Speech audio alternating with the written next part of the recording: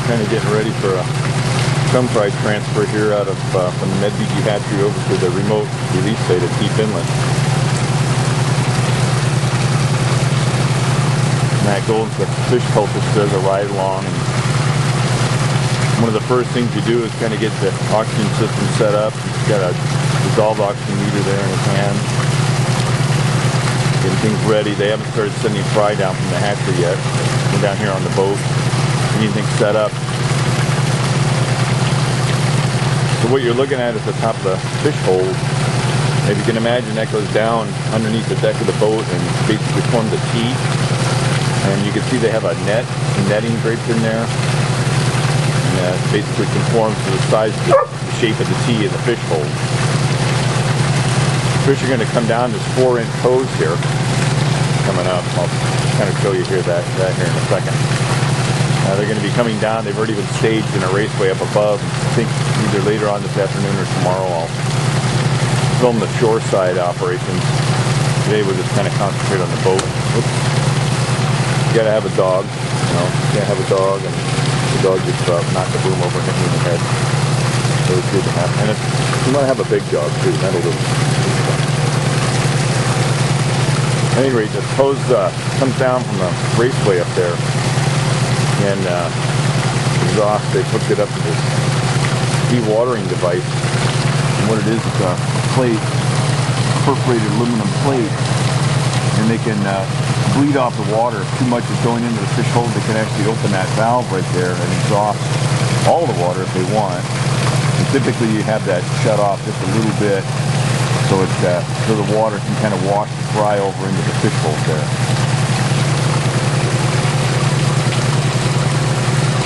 Let's take a look at the pipe coming down here while we have a chance before the fish come down. Okay, so this is the outside the boat here. I'm over on the dock, trying not to get too much snow on the lens, but you can see that 4-inch hose that goes up, snakes along the dock and goes on board the boat, the back of the boat where we were.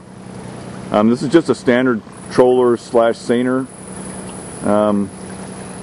He's I don't remember how big he is, but you know, it's not that big of a boat. It doesn't take that large of a boat. Some of the boats they use are considerably bigger and they can move a lot more fish, but these guys move a pen at a time, which is anywhere from 2.5 to 3 million fish. So we have this 4-inch flex hose that goes along the dock. You see a valve.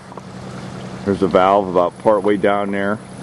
And one of the things you have to be careful about is this is all gravity feed, and you can get airlocks real easy. If you suck air up on the other side, it can cause an air bubble to get in there. And of course an airlock, back in the old days we used to have a lot of trouble with that. I think they've kind of got it figured out now, but a lot of it's about working the tides and the lower tides so that you have a nice downhill grade the whole way. The higher the tide, the less head difference between the two and the less pressure that's coming down the pipe, and more likely you can have an airlock. An airlock will just pretty much kill your operation there if you want. It'll just slow things down to where those fish are dead in the line. You'll see a little bit later on when the fish come down, they are jammed in there. So that valve allows the guys to shut off the water coming down from the raceway and move that hose around a little bit, get it hooked up to the boat, and then they'll turn it back on. They'll leave it running a little bit all night just to make sure the hose stays fully charged. This is kind of looking up the other way towards the hatchery. You can see the pipe underwater. And down here, it actually we changed it to high density polyethylene pipe instead of using that flex hose the whole way. There, you can kind of see, I don't know if you can see it coming up. I'll try and zoom in here. There's the hatchery up towards shore. It's probably 100 yards or so up to the shore. And the guys are up there in those raceways right at the head of that fish ladder. There's 2 concrete raceways. And I don't know which one we're coming out of today, but you can see the coves coming up kind of the right side of that fish ladder. You can see it coming up on shore. And it hooks into a bulkhead fitting up there, and they've already staged the fish. Probably yesterday they staged all those fish into a raceway to where they have a net pens full of fry ready, and so they don't really have to think about counting them or anything. They've already brought them out of the incubators and into the raceways, one full net pen sports. So today what they'll do is they'll push them down, and we'll take a look at that later. they'll push them down as soon as Matt gives the word. They'll start sending that 2.5 to 3 million fry down that pipeline.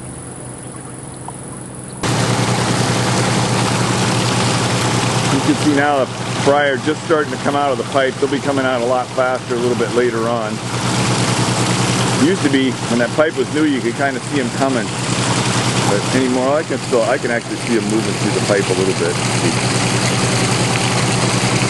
I think you guys can see that. You can, like a pulsing, like a blood through an artery. Yeah, I can see it pretty well. They've kind of gone to this system where this hold is actually a split fish hold, so there's two sections, and it was a little tricky at first knowing how to even them out. We used to just take the hose and shoot it from side to side, but the guys came up with this nice splitter here. You can see the pace is starting to pick up now. So at first they just pull a screen up there and you get some fish come down, but a little bit later on they really start forcing them down. You really want them to come down as fast as possible without killing them. A lot of experience here. Matt's kind of adjusting the overflow rate there. So down inside this fish hold, Matt, can you kind of explain what's, I would have liked to have gotten a picture before, when it was set up, but how many stones are down in there? There's 2 stones on each side. 2 ceramic stones, those big ones? Well, there's 4 down there, 2 regulators per side. 12 meters per side. Okay, 2 stones on each side.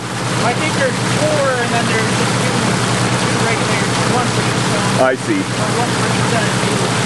4 total, not 4 on each side. There might be 4 on each side. Okay, there's a bunch anyway. Yeah. And then there's 2 regulators, and so.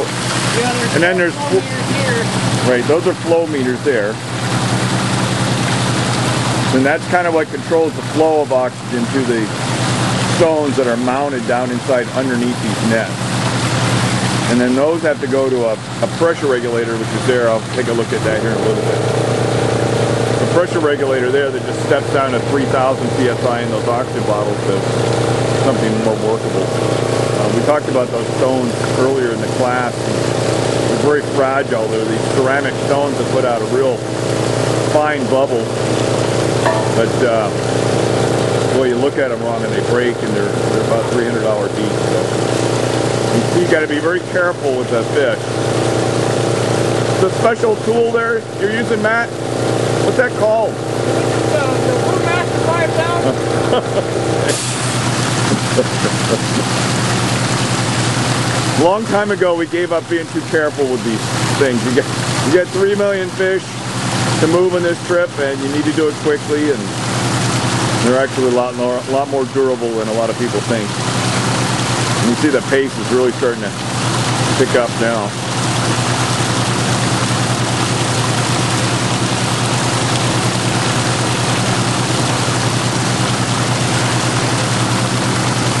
Those plugs there you'll see when we get to the release site is the way they get the fish out. When we get over there, it's easier to explain them, but basically those foam things are just filling up the plugs that are going to allow us to release the fish over the side out this pipe right here.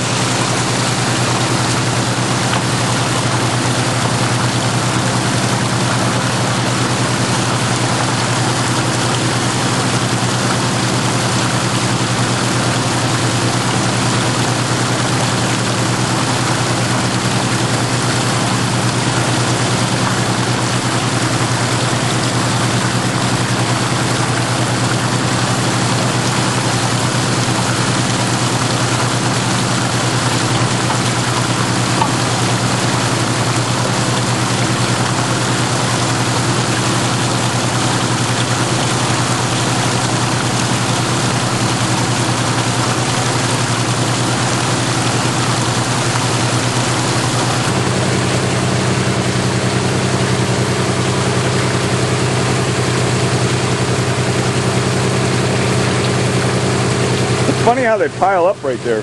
Well, they do it on both sides. Oh yeah, okay. It all depends. Like, I like to just let the water do the whole thing. So I don't have to broom anything. Yeah.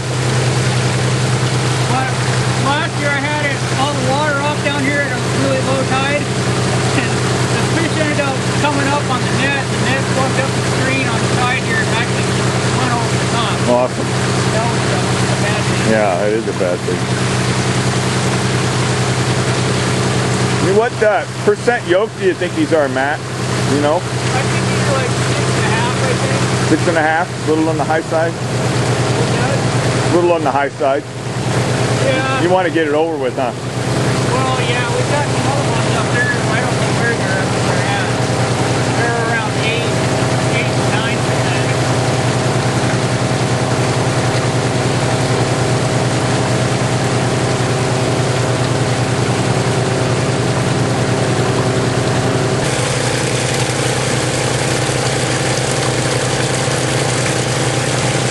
You can see now that they've thinned out. The guys are probably just about done up there. Do they call you when they're done, Matt? Yeah. Matt's got all the... You have all the water going in there just to add oxygen into the tank? Well, I just make it so I don't have to move these fish off these last drivers. Oh yeah, right. Yeah. Then they back up. Sure, because the water's not pushing them across.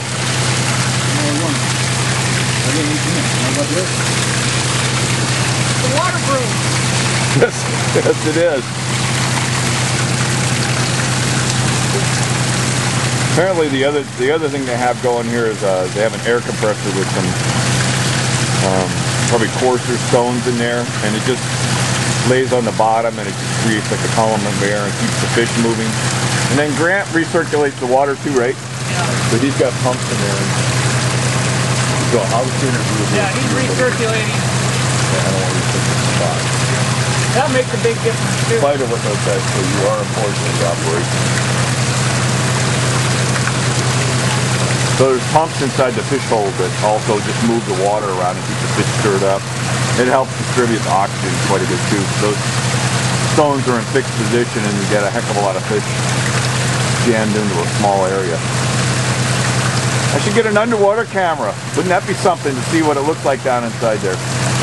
From a fish perspective. Yeah, I don't know if I want to know what it looks like down in there. I bet it's a little crowded. The less I know, the better. Probably like Hong Kong at rush hour. Oh yeah. Except they're not all on bicycles. No mopeds. See, they can use the e-wash bike there. I think it's probably where they come from.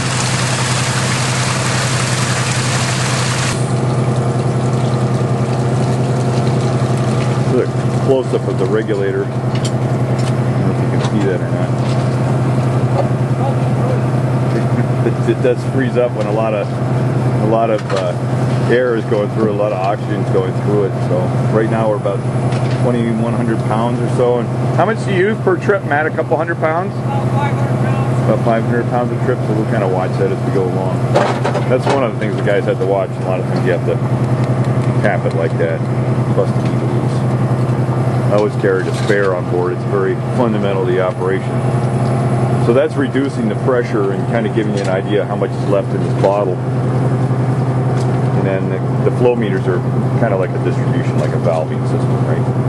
And if you look at the flow meters, I don't know if you can see that or not. There's like a little black ball inside there. And that's how you it shows you where the level is. So the air is kind of pushing that ball up. And you can set the level by turning those little black knobs here.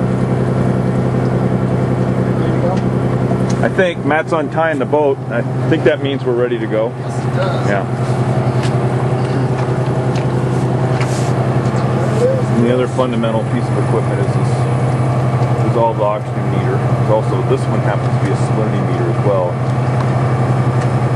I'm reading 17.7 right now, which is great. You don't really want it to be falling too much below like 8 or 9. Remember we talked about 7 being kind of a critical point. What we found, or what I found with these transfers over the years is that if it gets down below a certain level, it's really hard to bring them back. They get panicky, and you get 2.5 million fish jammed in a real small area. They just tend to get real panicky and very hard to recover them. So best just to keep them all pumped up pretty much the whole time. Isn't that right, Matt? That's the fish cultures get a little panicky too. Yeah. It's hard to bring them back. Yeah. Some Hard to bring me back. You have a mad attack like you wouldn't believe. Some of them quit.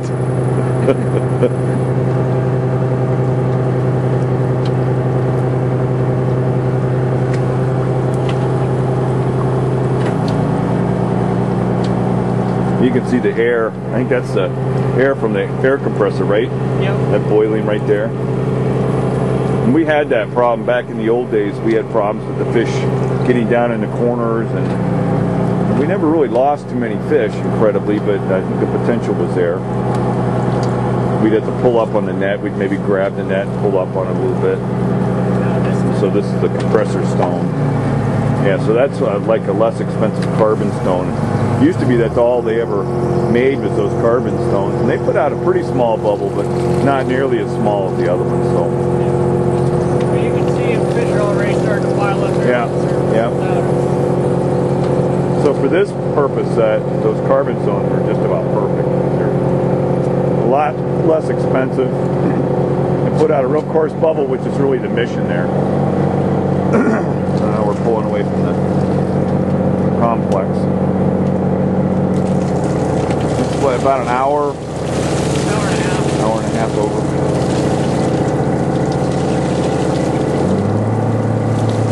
Lovely spring day. Life is good. Dog's happy. One more dog. There's like 2.6 million dogs in there, and 2.6 million in one right there.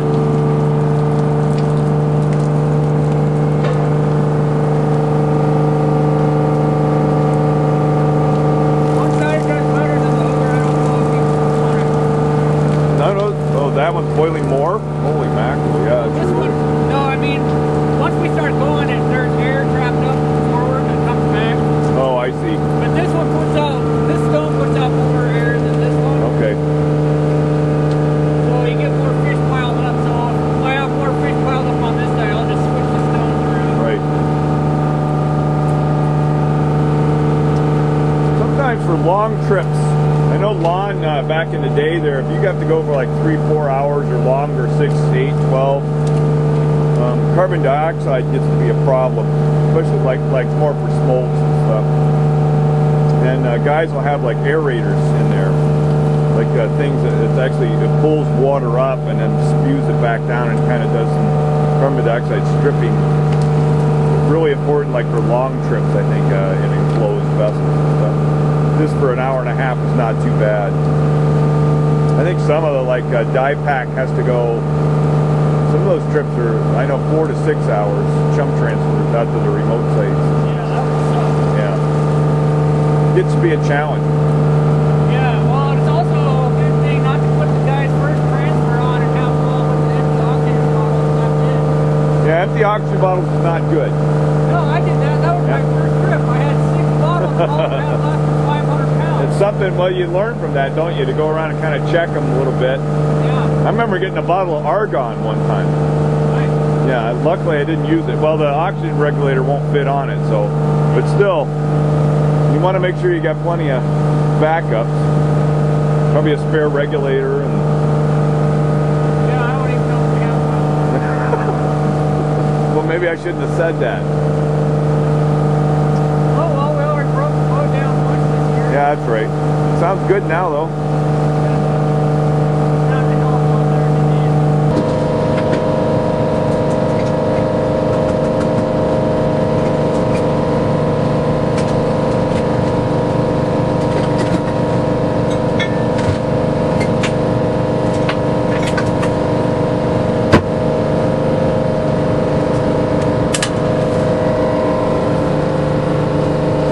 Don't want to have bad habits. So what do we got here? We got starting oxygen and end loading of time of end loading. Yep. Ending of oxygen. I'm gonna just record what every 20 minutes or 15 minutes, something like that. The first trip we normally do a lot more, check a lot more often. Once you start getting things dialed in, then you don't have to go back as much, but it's you want to check every 15 minutes. Right. Can we see this? Yep.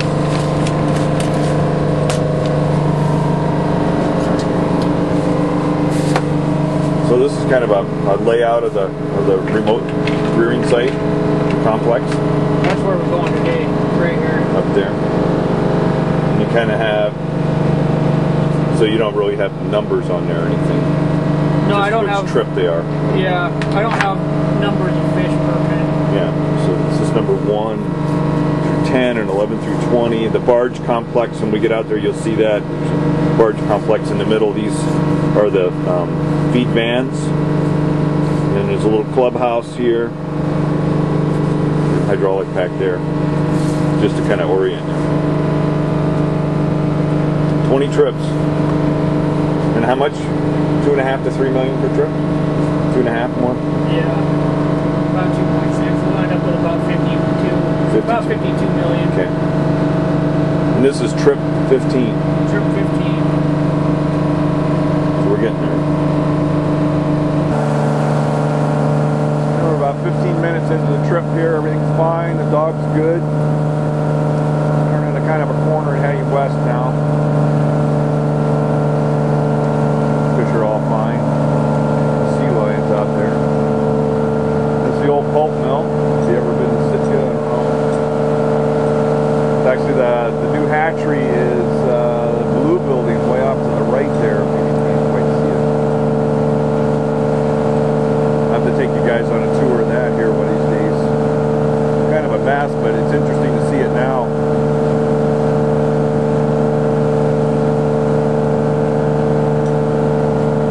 The road system was the commute to work was right along the road system there from Sitka.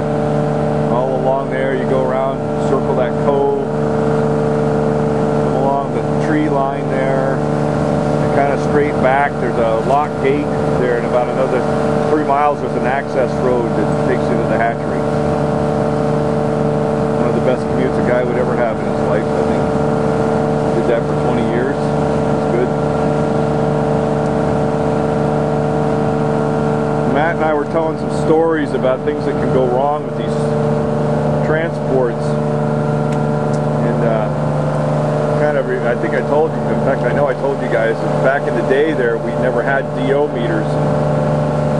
That was amazing that we got away with it, but one of the things we used to do was right over here on this point over here, it's called Sugarloaf, this mountain, Sugarloaf, right around that point we would have to have the skipper bring on seawater, which they're capable of doing, and you'll see it later on. It's how we actually get the fish out, to put seawater in here. So he has a pump and he can bring seawater into the boat, to the fish hold, and fish would start passing out. I'd see them starting to pass out and just having hard times there, and so I'd ask him to turn on the salt water, and when he did that, it immediately revived the fish, because salt water has a lot of oxygen in it as well, and it also has some kind of it has like a pacifying effect. It really does. It's almost like a sedative in a way, to a certain extent, and the fish really liked it. They settle right down. But I'll tell you what happened though is, remember we talked about homing way back when? We would have a lot of fish. We have way bigger returns to the hatchery site than to our remote site. And when we stopped doing that years later, and I believe it had a lot to do with developing our transport system, where we had the good ceramic stones in place, and a lot of other things. We just got better at what we did. We had bigger boats, we had better circulation, and we just learned a lot over time. We tried not pumping on any salt water. It had become a routine, but we got away from it. And when we did that, we saw a dramatic drop in the strain. So it really had quite an impact. I was really surprised, because we would wait and get as far away from the hatchery as we could, thinking that would be okay. But it wasn't, unless you want. Of course, it's not a bad thing to have extra fish come back to my hatchery, but they were supposed to be going somewhere else. So it really says a lot about what you can do to affect strain, actually. We used to do smolt transports quite a bit, cohos, like 15, 20 gram cohos. We'd use the same boat, kind of the same, pretty much all the same setup. That trip was like 3 or 4 hours, much more of a challenge, but the older fish seem to actually travel much better. We really tried not to bring on salt water for them, because we didn't want them to imprint and come back here. We had a remote release site for them. Really incredibly boring trip. After 4 hours of standing around kind of watching things, and you know, it's easy enough to get lulled into complacency if you guys have ever had to do monotonous jobs. Because they're monotonous jobs that are extremely important. It's kind of a bad combination, you know, because you let your guard up. Matt comes out about every 15 minutes and checks the oxygen meter. Right now, this one here, it just reads over. It's an OBER. And all that means is it's over 20 milligrams per liter. This one here, you can actually adjust to, you can do salinity with it, like I said. It has like a mode switch down there. You can see that or not. This is a real nice meter that we bought. A couple $1,000s for these babies. They're very durable, worth their weight in gold as far as being able to sleep at night. But you can press that mode button and go into salinity check. It also has a little temperature. I can see it's 4.5 degrees centigrade right now. The other thing too that we learned about this deep inlet transfer is we haul these fish over to deep inlet, and of course that's where we want them to imprint. The imprinting is going to pretty much take place when they hit salt water and pick up that scent there. And what we figured out after a while is if they're going to go to deep inlet, when he gets over there, he starts pumping on salt water, and then when we're all done, he can really just leave that deep inlet salt water in his fish hold and go back to the hatchery and be ready to go the next day. Used to be, we think we always had to pump all that water out and start with fresh water again, but you know, if you think about it, it makes a lot more sense just to leave it in there, as long as it's not going to be in there for a few days and start the oxygen level break down and whatnot. But all these things, you really have to think about imprinting, you have to think about the impact on the fish. There's a lot of stuff going on. There's a lot of little guys down there. There's like 2.6 million inside that fish hole. Give you a little tour here. This is Whale Park. Nice little park right along the road system. That's actually that's a dentist house that lives in Fairbanks there. But where that little gazebo there is on the left, that's like a whale watching station. And you actually can see animals out here from time to time. They have little telescopes. It's a pretty little park with boardwalks that come down to the ocean.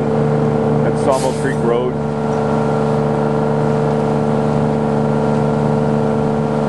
So we're heading kind of towards Sitka in a way, and then we're going to veer off to the south when we get nearby. The deep inlet site's only about about 10 minutes from downtown Sitka. If you're in a skiff going 25 knots, but this boat's going 8 knots. And we're coming from the hatchery, which is about 13 miles from Sitka there. Kind of a typical day, I'd say, for a transfer. I've been in some of these that have just been absolutely horrendous, incredibly cold. Cold is really rough on all the equipment. Of course, everything's freezing. If you dip fish out of a net, they're instantly frozen. It's not fun at all. Not fun, of course, for the humans. We tend to cower inside the cabin a little bit there. I used to, the other boat we had some portholes there, and I just take the oxygen meter and hang it in front of the porthole so I didn't have to go outside. There's some of the homes along the shoreline there. Retired doctor there. Got to be pretty wealthy to live along the shoreline in Sitka anymore.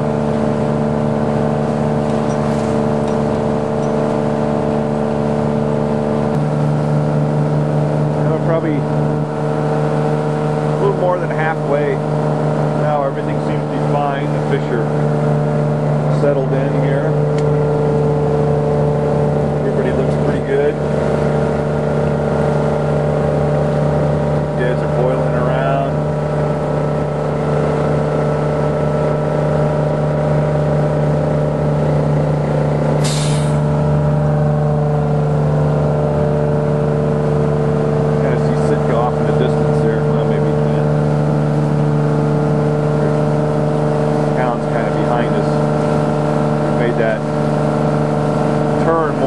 South now.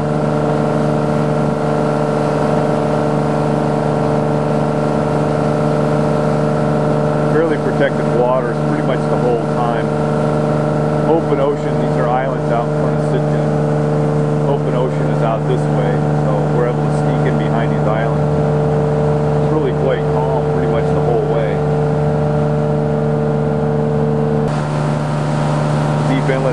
the deep inlet's kind of on the other side of this island. You can see some nice cabins out here.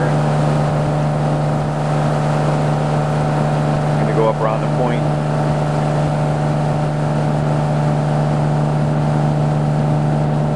A little history about this area.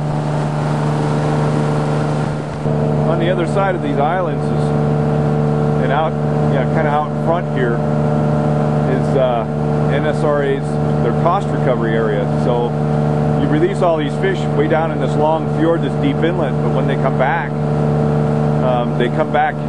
into the gauntlet, basically, which is this area right on the other side of this island. And it's called their terminal harvest area. We talked about that earlier in class, I think in the first semester. It's very busy. I'll take some video here this summer and try and document cost recovery operations, because it's pretty amazing. Maybe get some interviews from some people, and hopefully get future students can have some decent video to for the whole season there. It's kind of a typical operation and has typical problems, and one of the problems is actually these people that live on these islands. Not that they're a problem, but these guys here in particular are really get ticked off, that there's all this noise and busyness out in front of their properties where they've been living for quite some time. They're actually, the people on this particular island here do live on there year round, and now they operate as a bit of a lodge there in the summertime, but they've always been there, and so have some of the people on a lot of the islands here have small cabins on there with people that have I wouldn't call it subsistence living, because they typically have boats and they have regular jobs in town. It's close enough to town, it's only minutes away, where they go into town every day in their skiffs. So it's not like they're a bunch of bums or anything. But they have voiced a lot of complaints to various agencies about the noise, and the guys out there fishing at night, especially the gill netters come out here now, and they didn't used to. Gill netters will fish all night. They'll just turn on their deck lights and work all night and things, and of course it can be a noisy lot, and they can get a little excited at each other. Occasional gunfire, and people who live out here don't really appreciate it very much, which is understandable. So that's just one of many issues. And the other one is the commercial fleet, and when do they get to go in there for their own money, because the cost recovery operations in here a lot of times, if it's just NSRA cost recovery to pay their bill, they have their own boats in there, and it kind of excludes everybody else. And there's pressure by the fleet, even though everyone's fish and they know that the cost recovery goal has to be met. There's pressure put to bear on them to open it up to more commercial fishing. So it's quite a balance by the managers between fishing game and NSRA to satisfy everyone. Of course, you never do that, right? But it's they try and work real hard to get their cost recovery done and get it over with, and then it's just a free-for-all. The commercial fishing can come in and take everything. And then in Sitka, we have all different gear groups. Not true of everywhere. Prince William Sound is predominantly purse seiners. I think Ketchikan has all the different gear groups, so they have those issues. But a lot of times it's just a one gear group community, right? But in Sitka, it really attracts all of them, and it never was known as a gillnet community before, but now it is because of this deep inlet fishery. I have to tell you guys, it's an amazing thing that has happened here, because trollers never used to troll for chum salmon, and that's mostly what we're talking about here is chums. But now the price of chum salmon has gone up very substantially, and it's really important to these guys. And if cohos or kings fall off, this chum salmon fishery could really make their season. Same with having gillnetters here now. It never was a gillnet fleet before here. Boy, if gillnet fishery's bad over in Juneau or Lynn Canal area, they can come over here and they can make some good money. It's really something. And really the mission, I remember NSRA board talking about, really one of their missions was not to replace wild fisheries by any means, but just to supplement it. It takes a lot of the pressure off of it. If guys are over here fishing, there's wild fisheries that are getting a lot of the pressure taken off of it. And these guys are paying for it. They pay for it 100%. Fishing fleet does, which is very appropriate as opposed to having the taxpayers pay for it, right? So here we're kind of coming up into more of the cost recovery area. You can see it. We're on the other side of those islands. this wide open spot. It's not a real big area, and it's just jammed with purse seiners and or gill netters and trollers from time to time, so in the summertime. But a lot of things to think about with the cost recovery operations and all the implications, because you are having an impact on the environment. And then when these fish get down in the end there, it's really incumbent upon NSRA to keep them all cleaned up, because a lot of times these fish, if they don't have a spawning area, and they really don't down in deep inlet, when you see it, you'll see there's just not much down there. There never was much of a run there at all, which is one of the reasons they were allowed to do it in the first place, because there was essentially no substantial wild stocks down there to have a negative impact on. But if you don't harvest those fish, if you don't do a cleanup operation, it's possible that they'll stray to another stream system, and we can't be having that. So you got to go down there and do a mop-up operation when it comes around to it.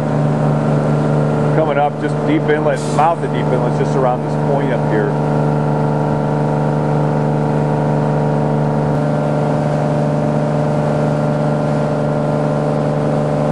So we're about halfway down the deep inlet fjord now. You can see the opening back up there. That's looking up the bay there. And a hillside here.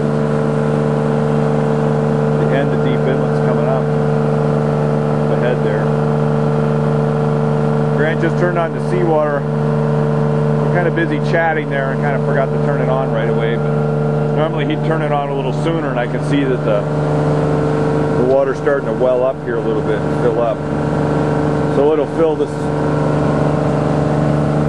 hold up quite a bit, and then there'll be some overflow. And what actually happens here is see the screening on the side here is the water will actually overflow out the netting and come out that screen there, so it kind of holds things in, allows the water just overflow. So we always felt like once the seawater came on, pretty much all the dangerous part's over with, because it's bringing in fresh oxygen and fresh water, and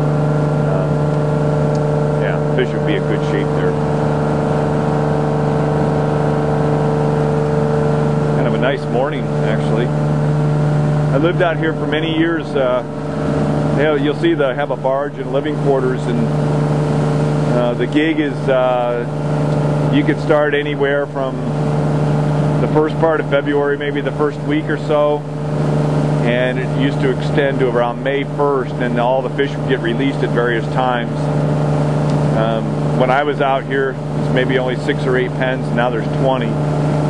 We started actually way back in the day there was just, we released 2 or 3 million when we were just beginning the program, and we just had a little shack and some very small pens.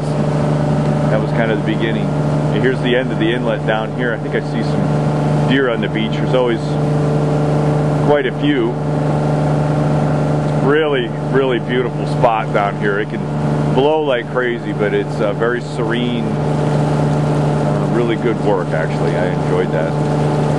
The way it is now is pretty much always have 2 guys on site, so there's usually a lead guy, a permanent employee from the hatchery, and then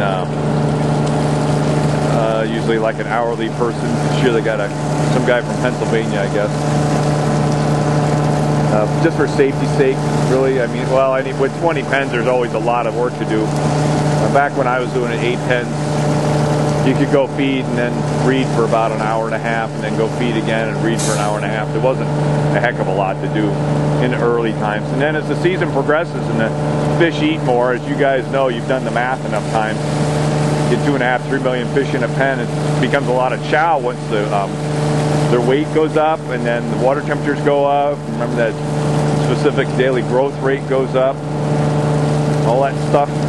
And then some of the issues you have out there are fouling, marine fouling and whatnot. I think what I'll do is a little later on in the season, I'll let these guys get going here, but maybe a month and a half or so from now, we'll go out and we'll do a little video about feeding and fish feeding and remote rearing stuff. Won't go over too much on this one.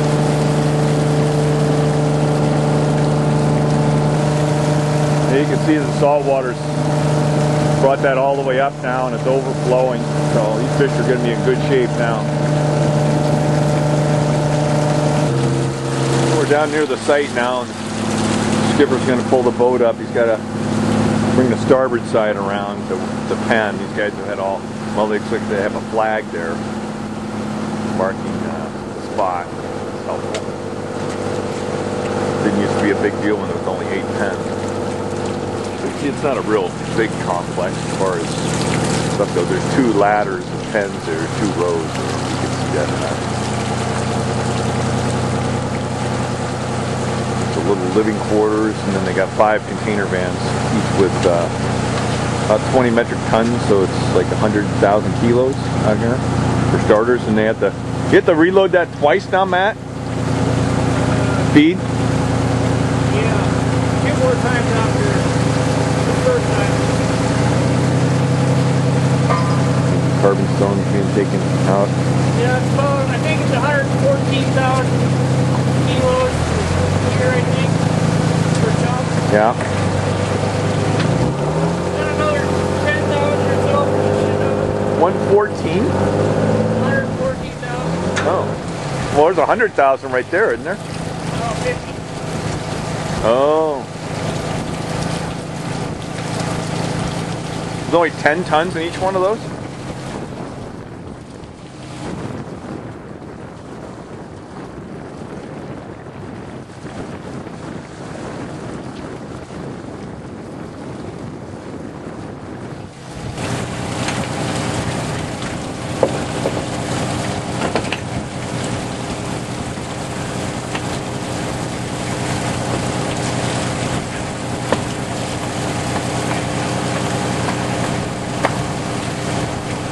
Hi, Lee. Hi.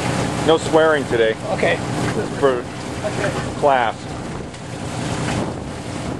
You can smoke if you want. I don't care. No, that's not. Okay. No swearing. Yeah. As soon as I leave, you can swear. Well, not all day. You can swear as soon as possible. As long as the camera's not on. Right.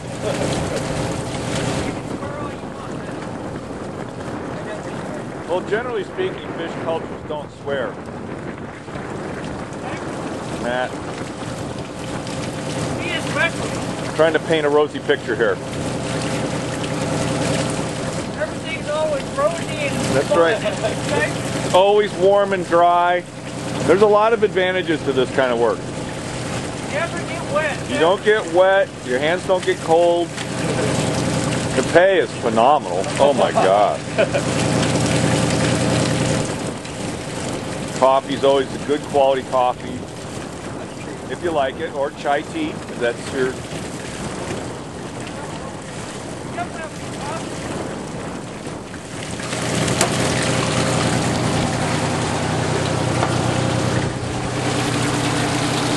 can see here they got the net all prepared. I can actually, you guys can see the bottom or not. And these net weights here. It's nice when you can, this time of year you can actually see into the water. A little later on you wouldn't be able to see anything because of the fish. We got heavy net weights and just PVC filled with concrete every so often because the wind can really blow here. Let's see if there's any fish in this one here. Yeah, I don't know if you guys will be able to see them or not. Let's see. Hard to get the glare off. There's darkness in the water. You can certainly see the difference anyway, can't you? So they probably brought these in yesterday.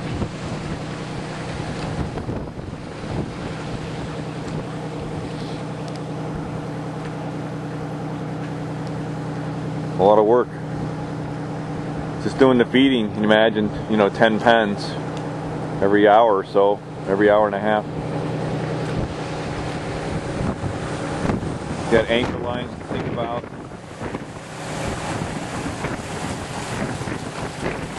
So what happens here is Grant, he floods the hold, he's got that water still coming on, and now they're putting some plastic over those perforations to basically seal it up. And that water level is going to rise up inside the fish hold now. And ultimately, and they've pulled those plugs on this piece of pipe here. So basically the fish just kind of passively go out. They, so it just kind of flows out and the fish will overflow and come right out that pipe then. Basically floods.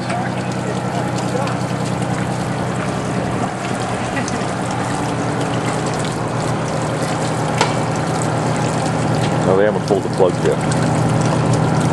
No, not yet. What are you waiting for? Water well to come up. Oh. Vaughn never waited. That's because we have patience. Actually, when Vaughn did it, my job was to get out of the way. I was too young. All right, go ahead, David.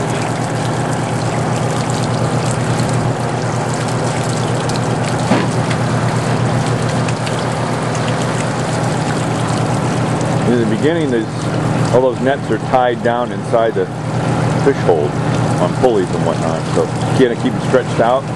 And now they've let loose the lines, and they're able to now pull the nets out and basically force the fish up to the surface, and ultimately force them out the hole. Yeah, these incubators are a little stinky, they are. Yes, they are.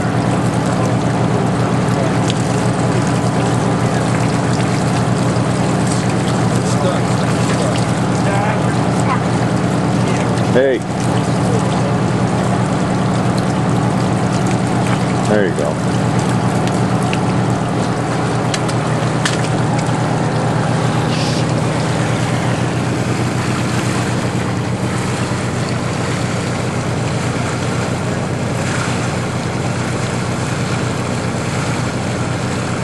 You can see some of the junk on the incubators.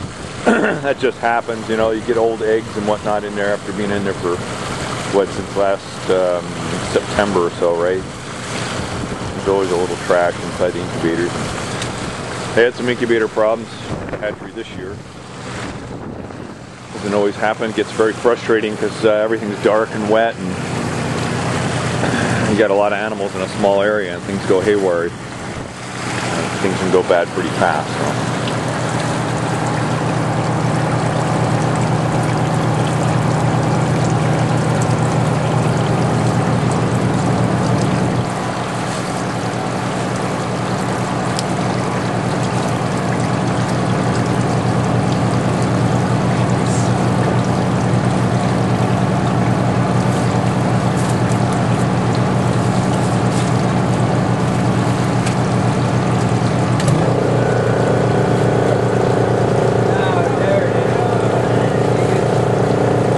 You gotta be smarter than the net.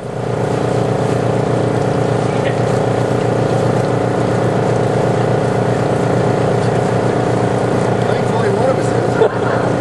Oh, you're the captain. I'm making friends. Grant gets the award. He's the smartest person on the Smarter than the net. So when Vaughn did it, we never had that. smartest person on the boat. And I don't know that that'll make you feel how much better. That's not saying much. Well, we know Marlowe's here. And he's being very helpful, I might add. He is very helpful. He cleaned up our mess. True, he does. He likes his chum snacks, doesn't he? Yeah. Yummy, yummy. He's good for yummy, chummy Yeah, he used to pick off smolts like crazy. raw material.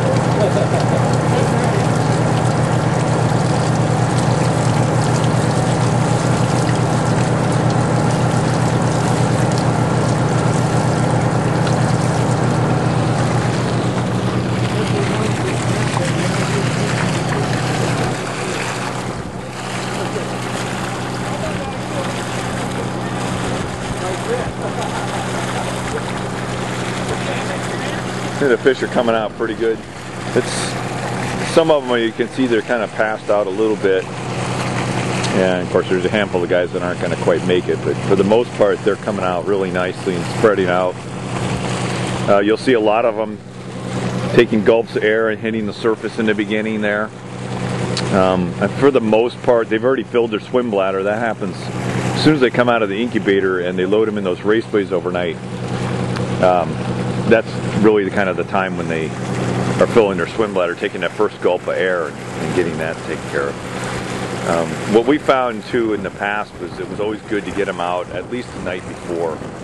To transfer them out of the incubator and then transfer them into salt water on the same day was rough. And what typically happened is they were so freaked out they'd get in these nets in the boat and go right to the bottom And the way these guys are pulling up the net, boy, I can remember sometimes it just felt like there was a just lead on the bottom there. It was just a fish burrowing down there and just having an attack, you know, like a panic attack there.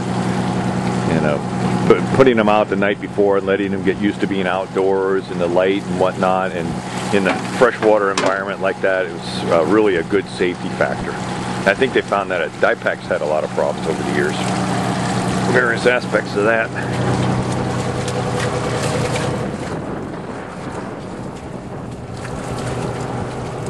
This is very technical here, Jim. It looks, you guys are special gloves, right?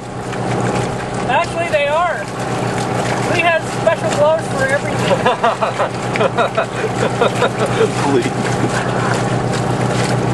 You'll notice what the boat we use, we will put on different gloves to feed. Okay. And then he has different gloves he uses to pull nets. Yeah? Yeah. He's got different lots of food fuel. I do.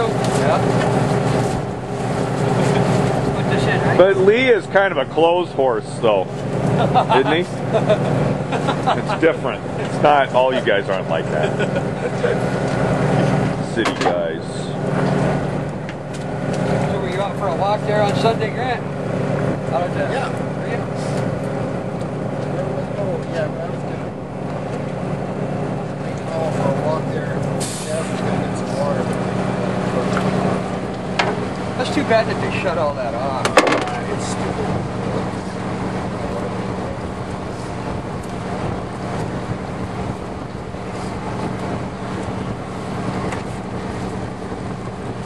A lot of gack on the net. I didn't see it going in. Yeah, this one hasn't. No, it's a freaking fish. It actually didn't smell that good earlier on. I had to tell you. I didn't even smell it. I know. Well, as an outsider, I'm just letting you know that I know you don't care. No, I just didn't even know. Right. Smell. No.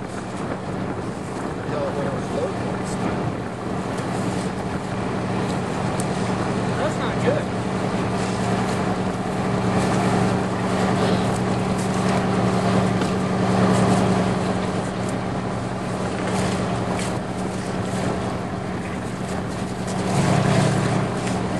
What's that called, that tool that you got there, Lee? What is that? A pig shovel. Okay. You gotta come up with something I better. don't know where than you that. get something like that. The local fisherman supply store. Okay. Yeah, it was Grant's Valentine's present. Wow, For Grant. himself. From Malo. Okay. We tried to use Malo, put him in there to make him do that.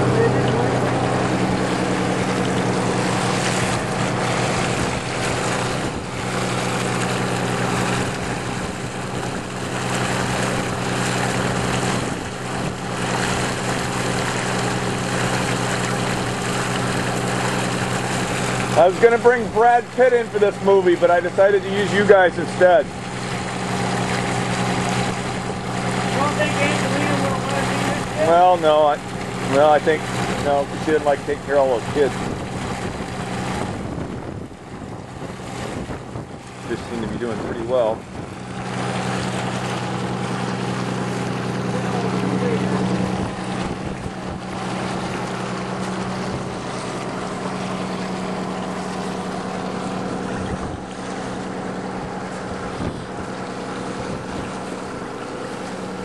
A little bit of oil on the surface. A lot of that comes from old yolk sack business and stuff.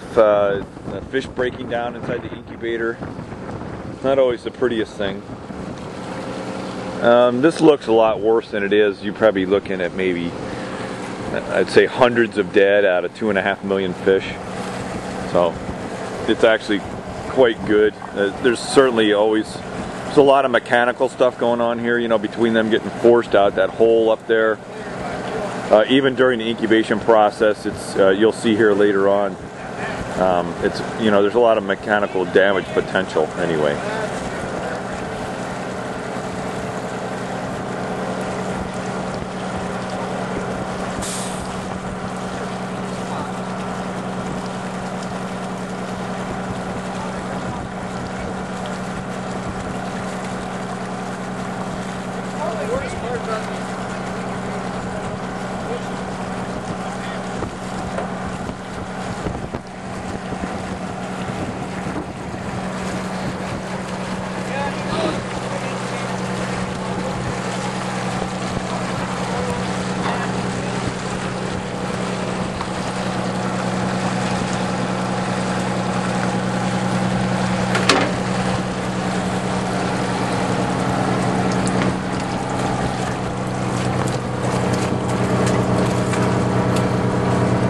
always very careful with these fish. Kid gloves.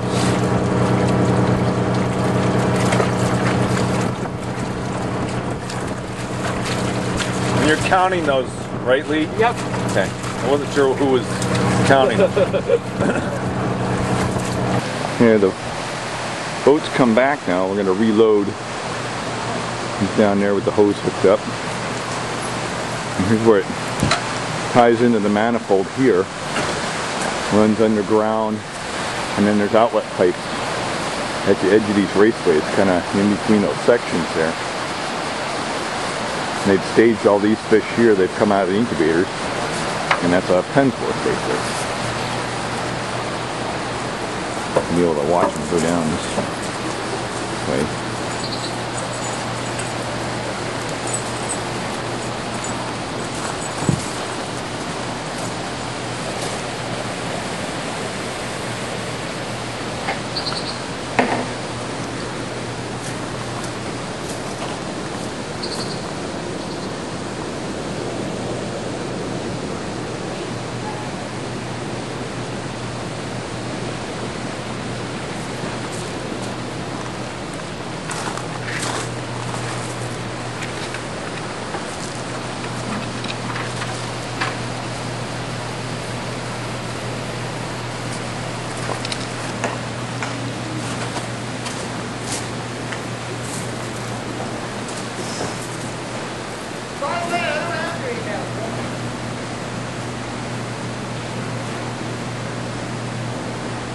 So the way this works is these fish are all staged, and here's like a net liner inside the raceway. And there's probably 2.5 million on either side of the raceway that have come out of the hatchery. Probably this yesterday.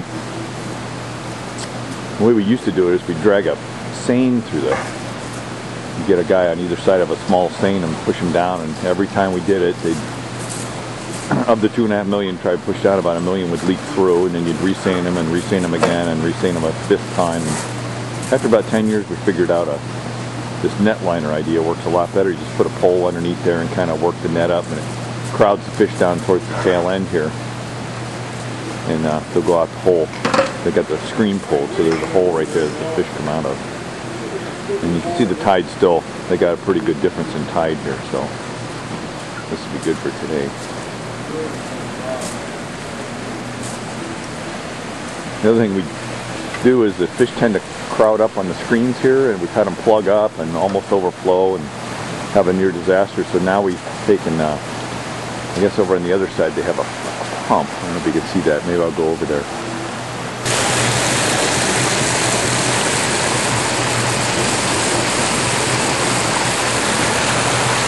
You can see over there that I keep the fish away from the screen, keep the screen clear. That's something you have to check morning and afternoon and nighttime, make sure things don't block up. I also have oxygen line there to kind of run a little oxygen down the hose with them as they're on their way down. There's an awful lot of fish getting jammed through that tube as you saw before.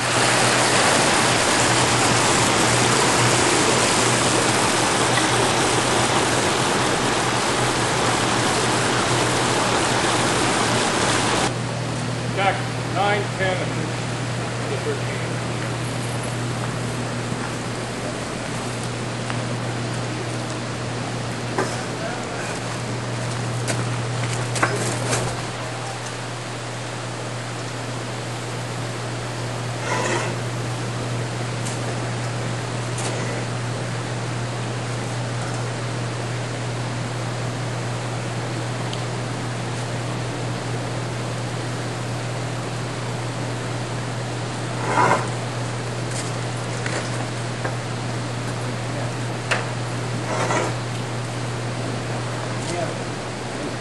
Damn it.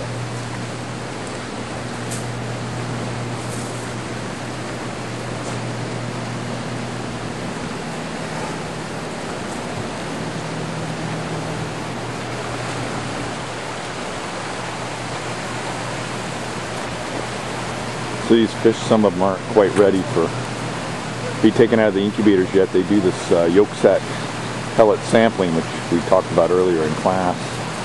And most people think of something around 6% of their body weight, if 6% of it is yolk, or higher, if it's a higher percentage than that they're not mature enough to come out.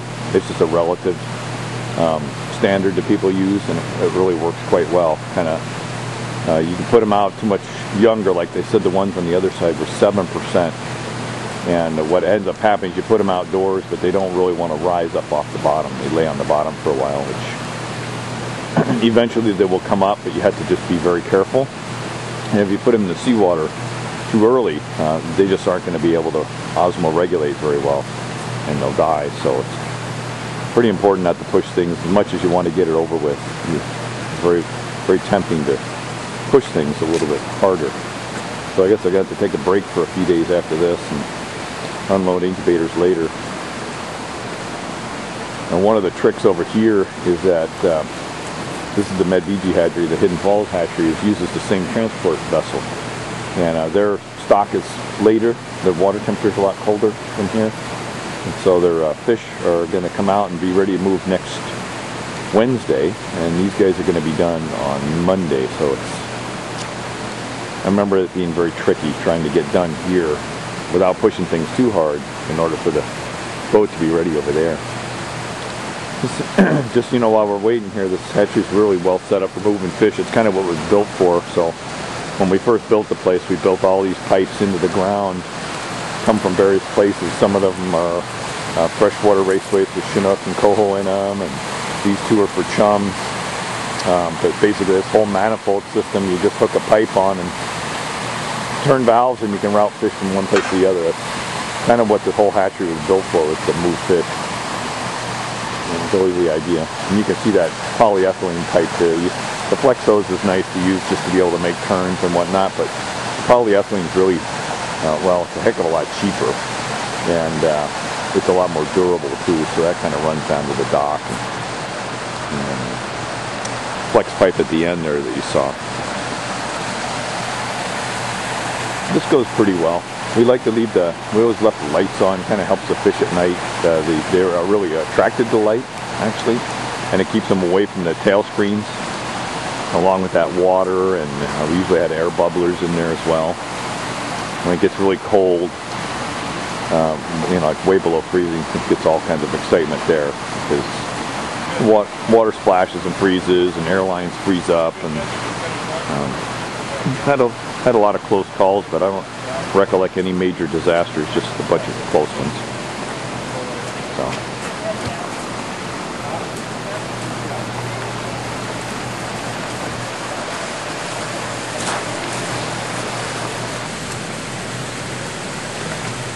Seems like there ought to be more excitement, some yelling, and oh, don't do that, and what are you doing that for? We don't talk here.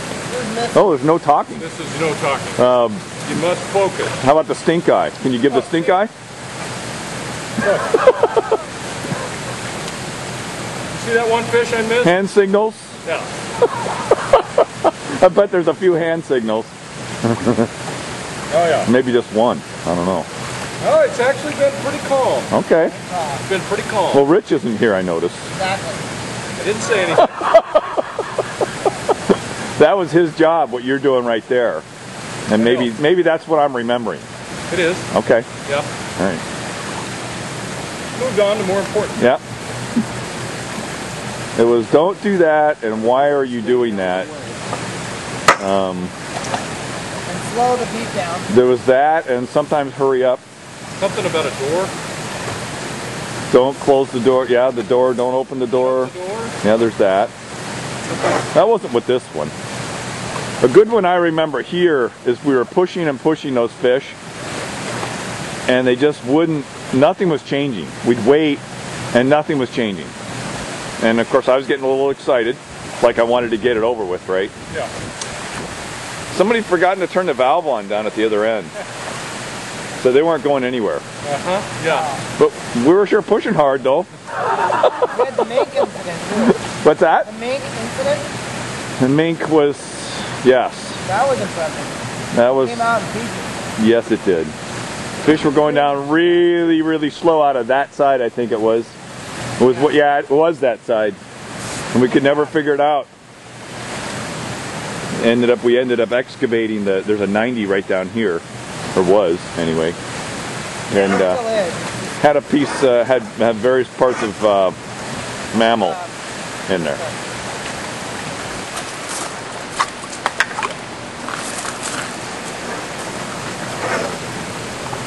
Hey, slide my way. And that's about it. So you have that net kind of bolted into that chamber there, you see. And the screen can normally is in place. You just pull the screen and out they go. Makes it pretty easy. Way in the back. Well, since they're just sitting here, I'll show you a notepad box. These are of course on their side, so you saw some still photos of this, but now here you can see the perforated plate in there, and you can see the side gates that are hooked on with wing nuts, okay, that kind of hold the fish in, you might say. Water goes down through that side plate there, that opening, and then upwells through the perforated plates, and then comes across and goes through the side gates here down the end, and then drops down underneath. See, drops down through those pipes. What? Yeah. Oh, you're eating a steak sandwich or something? Yes.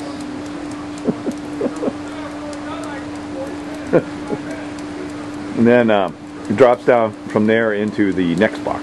So that one would be stacked on top of that one, on top of that one, on top of that one. And then those pipes, see how the piping is? You'd turn this one, like you turn this guy, you'd turn him up that way, right? So he's vertical. And then the water would come down and would kind of shoot up towards the surface rather than letting air bubbles trap underneath the plate underneath the next one, if you can understand that.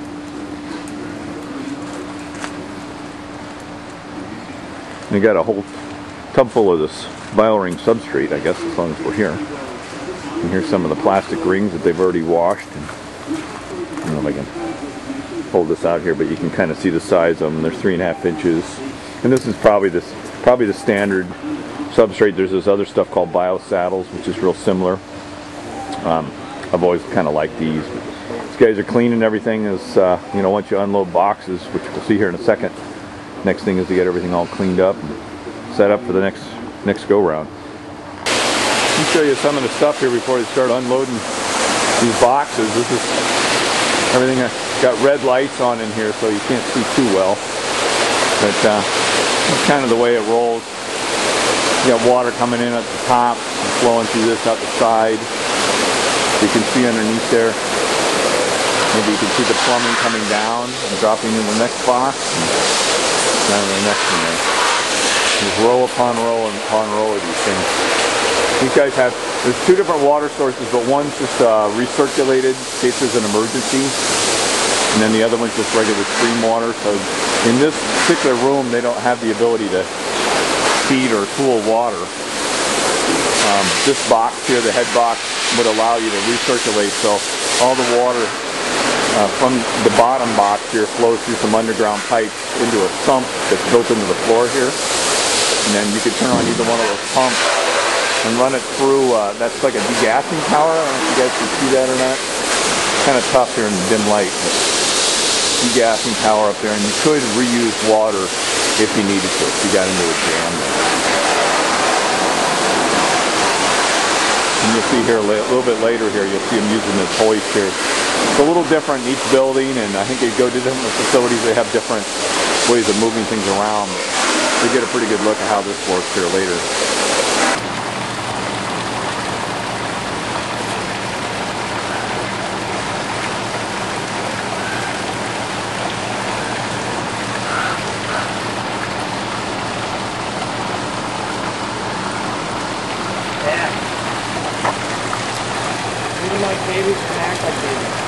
Yeah.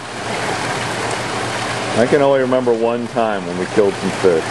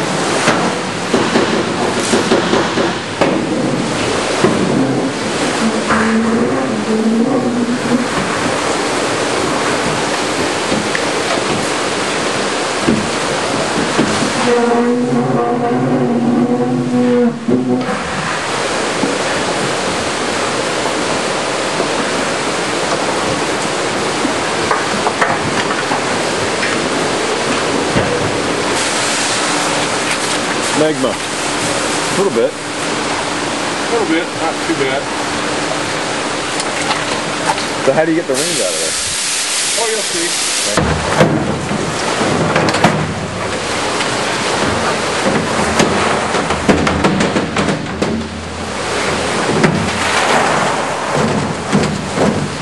How'd they go? Yeah, there they go. They're gone.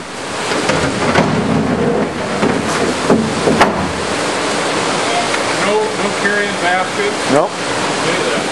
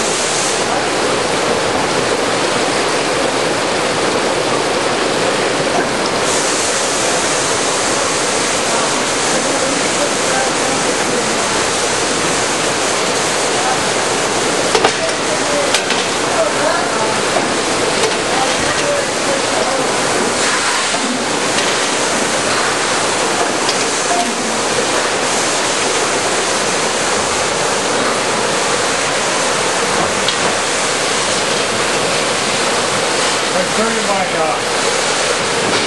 so just, you know, make a standoff to support that mat. Right. Just sits in there. Plastic coated wire.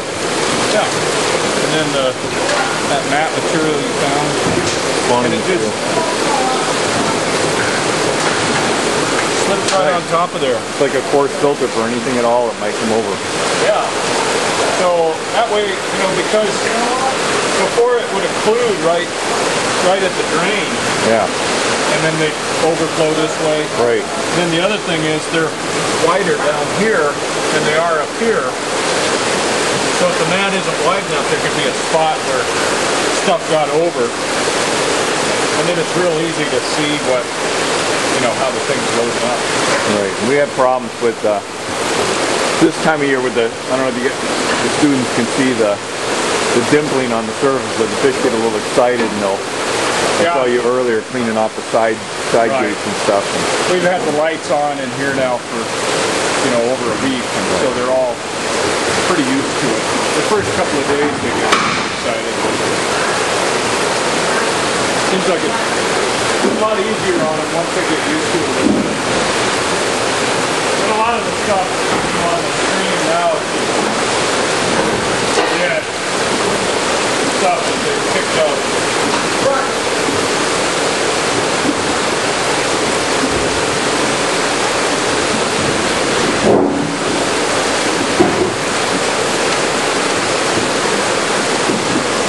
kind of a daily ritual, isn't it? Yeah, a couple of times a day we go Yep. through. At the very least, morning, afternoon, and probably Yeah. night, huh?